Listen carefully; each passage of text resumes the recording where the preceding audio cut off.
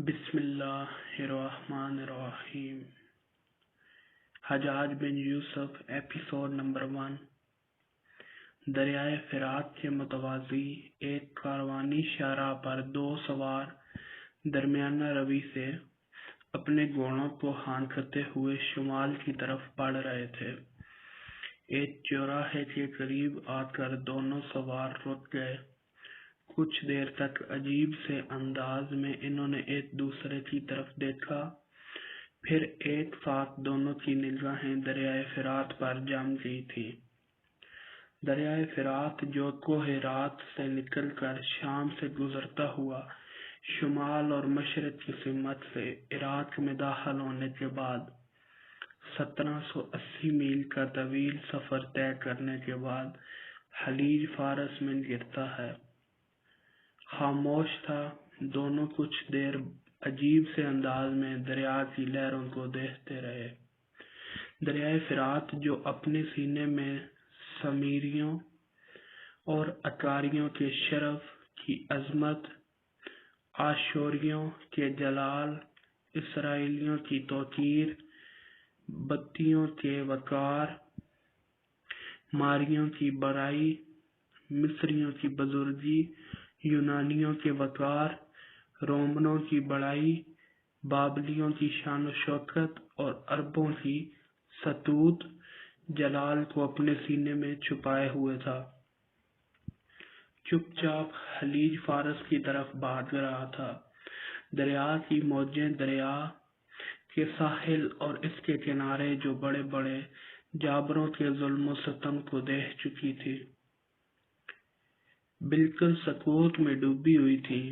دور مغرب میں سنسان اندھیروں کی زنجیریں کاٹتا، زمین کی عریانی کو جھانکتا سورج سرخ لاؤ کی صورت میں دشت عراق کی وادیوں میں غروب ہو رہا تھا۔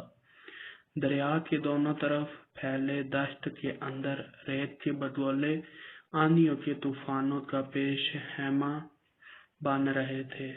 مسافر ابابیلیں جو دن بھر دریائے فرات کے اوپر پرواز کرتی رہی تھی، اپنے مسکنوں کو لوٹنے لگی تھی۔ رزق کے تلاش میں نکلے ہوئے تیور دن بھر کی جدوجہد کے بعد واپسی کے سفر پر رواں دواں تھے۔ دونوں سوار کچھ دیر تک اس چوراہے پر کھڑے رہے، پھر ایک نے دوسرے کو مخاطب کیا، میرے عزیز بھائی، یہ جو بائیں جانب بستی دکھائی دے رہی ہے، میرا خیال ہے اس بستی کا نام کرخ ہے اور یہی ہماری منزل ہے۔ دیکھ عزیز بھائی، سورج غروب ہو رہا ہے، تھوڑی دیر تک مغرب کی اذانیں گونج اٹھیں گی، آؤ اس بستی کا رخ کریں۔ بستی کی مسجد میں مغرب کی نماز ادا کرنے کے بعد اپنے کام کی ابتدا کریں۔ دوسرے ساتھی نے اپنے رفیق کی اس گفتگو سے اتفاق کیا تھا۔ دونوں نے اپنے گھوڑوں کا رخ موڑا، پھر وہ دائیں طرف جو نزدیک ہی بستی دکھائی دے رہی تھی اس کا رخ کر رہے تھے۔ تھوڑی دیر بعد جب وہ بستی میں داخل ہوئے تو وہاں مغرب کی اذانیں سنائی دی۔ اس پر ایک دوسرے کو مخاطب کر کے کہنے لگے، آؤ مسجد کا رخ کریں، پہلے نماز ادا کریں، پھر جو کام کرنا ہے اسے کر گزریں گے۔ دوسرے نے اس بات میں سر ہلا دیا، پھر وہ اس سمت ہو لیے جس سمت سے مغرب کی اذانیں سنائی دے رہی تھیں۔ مسجد کے سامنے آ کر دونوں اپنے گھوڑوں سے اترے۔ گھوڑوں کو انہوں نے مسجد سے باہر باندھ دیا، پھر مغرب کی نماز ادا کرنے کے لیے وہ مسجد میں داخل ہو گئے تھے۔ مغرب کی نماز ادا کرنے کے بعد جب نمازی اپنے اپنے گھروں کو جانے لگے تب وہ دونوں بھی اٹھے، پھر ایک شخص کے قریب آئے اور ان دو میں سے ایک نے اسے مخاطب کیا، میرے عزیز، اس بستی میں ہم دونوں اجنبی ہیں، ہمارے گھوڑے باہر بندھے ہوئے ہیں، پہلے ہم اس بستی میں کبھی نہیں آئے، ہم دور کی سرزمینوں کے رہنے والے نہیں ہیں، نزدیک ہی سے آئے ہیں۔ پر یہ بستی ضرور ہمارے لیے اجنبی ہے۔ ہم اس بستی کے سردار محمد بن ہارون نمری اور اس بستی کے نامور کھوجی حریم بن عمر سے ملنا چاہتے ہیں۔ وہ شخص تیزی کے ساتھ مسجد سے باہر نکلا اور باہر نکلتے ہوئے ان دونوں کو مخاطب کر کے کہنے لگا، تم دونوں یہاں رکو، حریم بن عمر ابھی ابھی باہر نکلا ہے، میں اسے بلا کر لاتا ہوں۔ جہاں تک ہماری بستی کے سردار کا تعلق ہے تو وہ ابھی مسجد کے اندر ہی ہے، میں واپس آ کر تم دونوں سے اس کی ملاقات کرواتا ہوں۔ اس کے ساتھ ہی وہ شخص جوتے پہن کر مسجد سے باہر بھاگ گیا تھا۔ تھوڑی ہی دیر بعد وہ شخص ایک نوعمر نوجوان کو اپنے ساتھ لایا۔ دونوں جوتے اتار کر مسجد میں داخل ہوئے۔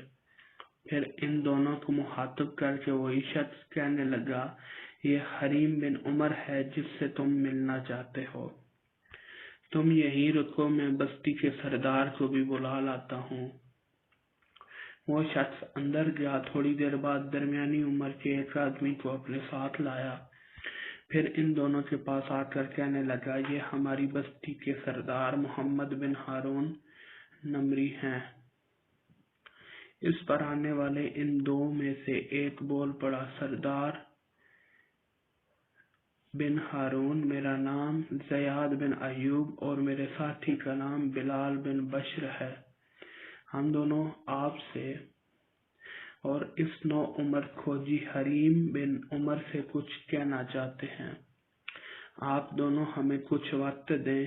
جواب میں بستی کے سردار محمد بن ہارون نے اس جوان کا شانہ تھپتھپایا، پھر کہنے لگا، تم دونوں میرے ساتھ آؤ۔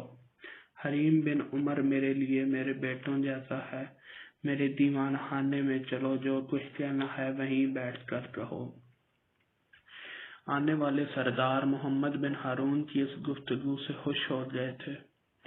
مسجد سے وہ نکلے، دونوں نے اپنے گھوڑوں کی بانجیں تھامی، پھر وہ محمد بن ہارون اور حریم بن عمر کے ساتھ ہو لیے تھے۔ راستے میں ایک شخص نے اچانک حریم بن عمر کو مخاطب کرتے ہوئے کہا، ابن عمر، تھوڑی دیر کے لیے میری بات سنو۔ اس پر حریم بن عمر علیحدگی میں ایک شخص کے پاس کھڑا ہوا۔ تھوڑی دیر بعد وہ لوٹا اور سردار محمد بن ہارون نمری کو مخاطب کر کے کہنے لگا، سردار، آپ دونوں مہمانوں کو لے کر دیوان خانے میں چلیں، میں ایک چھوٹا سا کام نپٹا کر آتا ہوں۔ جواب میں سردار ابن ہارون نے مسکراتے ہوئے اس بات میں گردن ہلا دی اور آنے والے دونوں کو لے کر چلا گیا، جبکہ حریم بن عمر راستے میں ملنے والے شخص کے ساتھ ہو لیا تھا۔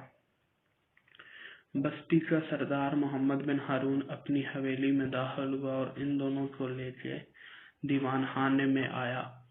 دونوں کو نشستوں پر بٹھایا، پھر ان کو مخاطب کر کے کہنے لگا، قبل اس کے کہ میں تم دونوں کو کھانے کا اہتمام کروں، بتاؤ تم کس غرض سے میری اور حریم بن عمر کی طرف آئے ہو۔ اس پر ان دونوں میں سے ایک بول پڑا، اے ابن ہارون، ہمیں بتایا گیا ہے کہ حریم بن عمر ایک بہترین کھوجی ہے جس کام کے لیے ہم دونوں آئے ہیں۔ اس کا انکشاف کرنے سے پہلے آپ یہ بتائیے کہ یہ اپنے فن میں کیسا ہے۔ اس سوال پر عمر بن ہارون کے چہرے پر مسکراہٹ نمودار ہوئی۔ پھر دیوان خانے میں اس کی آواز گونج گئی تھی،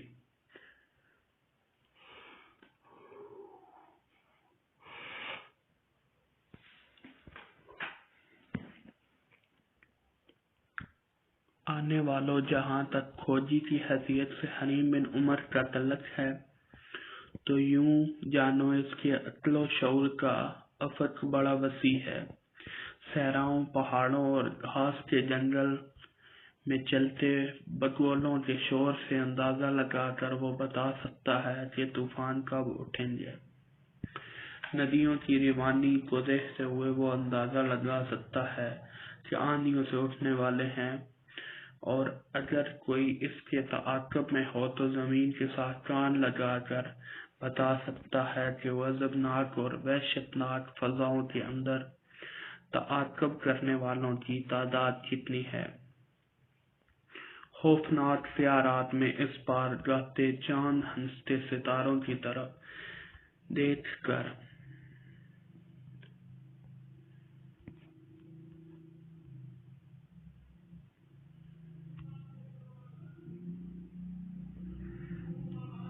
تعاقب کرنے والوں چاند ہنستے ستاروں کی طرف دیکھ کر وہ بتا سکتا ہے کہ منزل کا اصل رخ کس طرف ہے۔ جرس کی صدائیں سن کر بتا سکتا ہے کہ کارواں کا اندر کتنے نفوس ہیں۔ جہاں تک اس کی شجاعت اور اس کی تیغ زنی کا تعلق ہے تو اپنی جرأت مندی کا وہ ایسا شاکار کہ جب کسی پر حملہ آور ہوتا ہے تو طوفانوں کی طرح گزرتا چلا جاتا ہے۔ اپنے گھر کا واحد فرد ہے، اس کے ماں باپ مر چکے ہیں، بہن بھائی اس کا کوئی ہے ہی نہیں، غریب ہے، چھوٹا سا ایک ریوڑ ہے جسے دریائے فرات کے آس پاس اونچے نیچے ٹیلوں پر چلا کر اپنی گزر بسر کرتا ہے۔ میں اس سے اپنا بیٹا خیال کرتا ہوں، اسے اپنے بیٹوں ہی کی طرح چاہتا ہوں۔ اب تم بتاؤ تمہیں اس کی کیا ضرورت پڑ گئی ہے؟ اس پر آنے والوں میں سے ایک بول پڑا،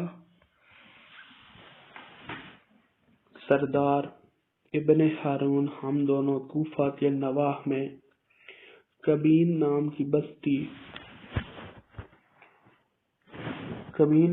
بستی کے رہنے والے ہیں۔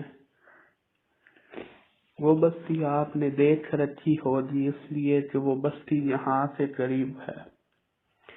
ہماری بستی آپ نے دیکھ رکھی ہے، ہماری بستی کا ایک شخص ہے، گزشتہ دن اس کے 5 اونٹ اور کچھ گھوڑے چوری ہو گئے ہیں، ان کا کچھ پتہ نہیں چلتا۔ ہم نے اونٹوں اور گھوڑوں کا کھڑا محفوظ کر دیا ہے، اونٹوں اور گھوڑوں کا کھرا محفوظ کر دیا ہے۔ اگر آپ اس حریم بن عمر کو ہمارے ساتھ بھیجیں تو پتہ چلے کہ چوری کس نے کی ہے، اس طرح ہم اس شخص کے اونٹ اور گھوڑے اسے واپس دلا سکتے ہیں۔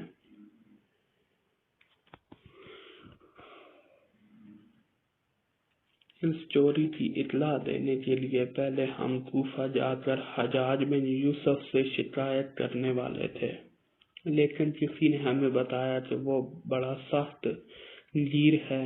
اگر ہم ثابت نہ کر سکے کہ اونٹ اور گھوڑے چوری ہوئے ہیں تو وہ ہو سکتا ہے وہ ہمارے ہی خلاف کارروائی کرنے کے لیے اٹھ کھڑا ہو۔ لہذا حجاج بن یوسف کی طرف جانے کے بجائے ہم آپ کی بستی کی طرف آئے ہیں تاکہ اس سلسلے میں کھوجی حریم بن عمر سے مدد حاصل کریں۔ اس نوجوان کی اس گفتگو پر ابن ہارون نے ایک کہا لگایا، پھر بول اٹھا، حجاج بن یوسف اتنا برا بھی نہیں ہے جتنا تم خیال کر رہے ہو۔ اگر تم دونوں اس کے پاس جاتے تو وہ یقیناً تمہارے ساتھ انصاف کرتا، وہ میرے مصاحبوں میں سے ہے۔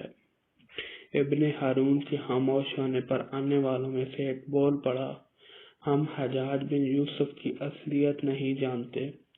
جب تک آپ کی بستی کا کھوجی حریم بن عمر نہیں لوٹتا، کیا آپ ہمیں حجاج بن یوسف کے اب تک کے حالات نہ بتائیں؟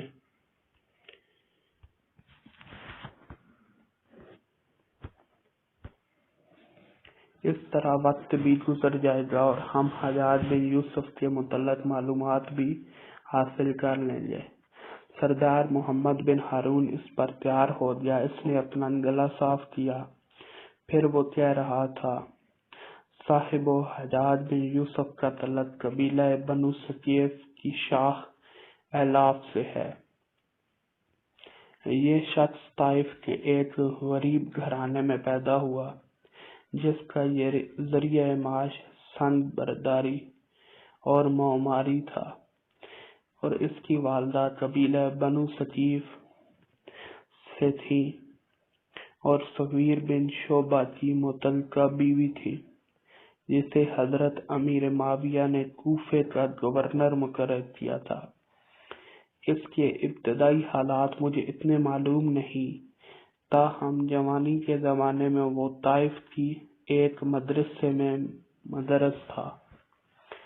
خلیفہ عبد الملک بن مردان کے ابتدائی عہد میں حجاج بن یوسف طائف ہے۔ اس نے خلیفہ کی نگاہوں میں کیسے عزت حاصل کی، بڑا دلچسپ واقعہ ہے۔ واقعہ میں تمہیں سناتا ہوں۔ حجاج بن یوسف کے حالات بتانے سے پہلے میں تمہیں یہ بتاتا چلوں کہ میرے بہترین مربیوں اور بہترین چاہنے والوں میں سے میری بڑی عزت کرتا ہے، ملاقات پر بڑے احترام سے پیش آتا ہے۔ جن دونوں حجاج بن یوسف مشق میں واہ ہوا، ان دونوں عبد الملک کو اپنے لشکر کے نظم و ضبط کو درست کرنے کے لیے ایک ایسے شخص کی ضرورت تھی جو بہترین منظم ہو۔ ایک دن اس نے اپنے وزیر میر روح بن زمبا سے شکایت کرتے ہوئے کہا کہ کوئی ایسا آدمی نہیں جو لشکر کی بدنظمی کو درست کر سکے۔ اس پر میر روح نے کہا، حال ہی میں میرے لشکری عملے میں ایک سپاہی بھرتی ہوا ہے۔ اس کی صلاحیتوں کو دیکھ کر مجھے اندازہ ہوتا ہے کہ اگر لشکر کا نظم و ضبط اس کے سپرد کر دیا جائے تو وہ لشکر کے نظم و ضبط کو یقیناً درست کر دے گا۔ عبد الملک سے میر روح بن زمبا نے جس سپاہی طرف اشارہ کیا تھا وہ حجاج بن یوسف تھا۔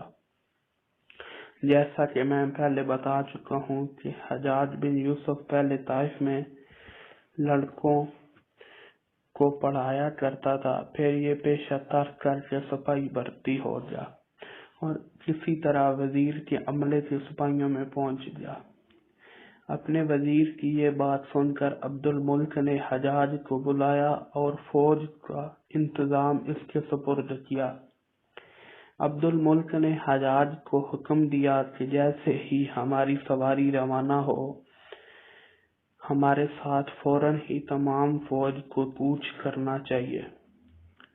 حجاج نے کہا، امیر المومنین، حکم کی تعمیل کی جائے گی۔ اتفاق سے اسی دن عبد الملک کی سواری روانہ ہوئی۔ حجاج تمام لشکر میں کہتا پھرتا تھا کہ امیر المومنین کی سواری کے ساتھ ہر لشکری کو سوار ہونا چاہیے۔ وہ اسی طرح گھومتے ہوئے خود وزیر کے عملے میں پہنچا تو دیکھا کہ عملے کے کچھ لشکری سوئے ہوئے ہیں، کچھ کھانا پکانے میں مصروف ہیں۔ انہیں مخاطب کرتے ہوئے حجاج بن یوسف نے گرجدار آواز میں کہا کہ تم ابھی تک سوار نہیں ہوئے، حالانکہ امیر المومنین کی سواری روانہ ہونے کے لیے تیار ہے۔ کیونکہ حجاج بن یوسف ان میں رہا تھا، اس لیے ان لوگوں نے مزاح میں کہا کہ کیا تم نے ٹر لگا رکھی ہے، آؤ بیٹھ کر ہمارے ساتھ کھانا کھاؤ۔ ابھی یہ لوگ پوری بات کہہ بھی نہ پائے تھے کہ حجاج نے آؤ دیکھا نہ تو ہر ایک کی پیٹھ پر کوڑے برسانا شروع کر دیے۔ لوگوں میں بھگدڑ مچ گئی۔ حجاج نے اس پر بس نہیں کی بلکہ وزیر اور اس کے رفیقوں کے خیموں کو آگ لگا دی۔ جب وزیر اپنے عملے میں واپس آیا تو رونے لگا اور عبد الملک سے جا کر حجاج کی شکایت کی۔ عبد الملک نے حجاج بن یوسف کو بلا کر پوچھا کہ تم نے یہ کیا کیا؟ حجاج نے صاف انکار کر دیا کہ میں نے کچھ نہیں کیا۔ عبد الملک نے کہا، تو نے لوگوں کو کوڑے نہیں مارے، کیا تو نے خیموں کو آگ نہیں لگائی؟ عبد الملک نے پوچھا کہ پھر وزیر کے آدمیوں کے ساتھ یہ سلوک کس نے کیا؟ حجاج بن یوسف نے برجستہ کہا، امیر المومنین نے۔ عبد الملک نے تعجب سے کہا۔ میں نے حجاج کہنے لگا جی ہاں آپ۔ پھر اس نے کہا اے امیر المومنین میری کیا مجال۔ To be continued to next episode. Hope you like it.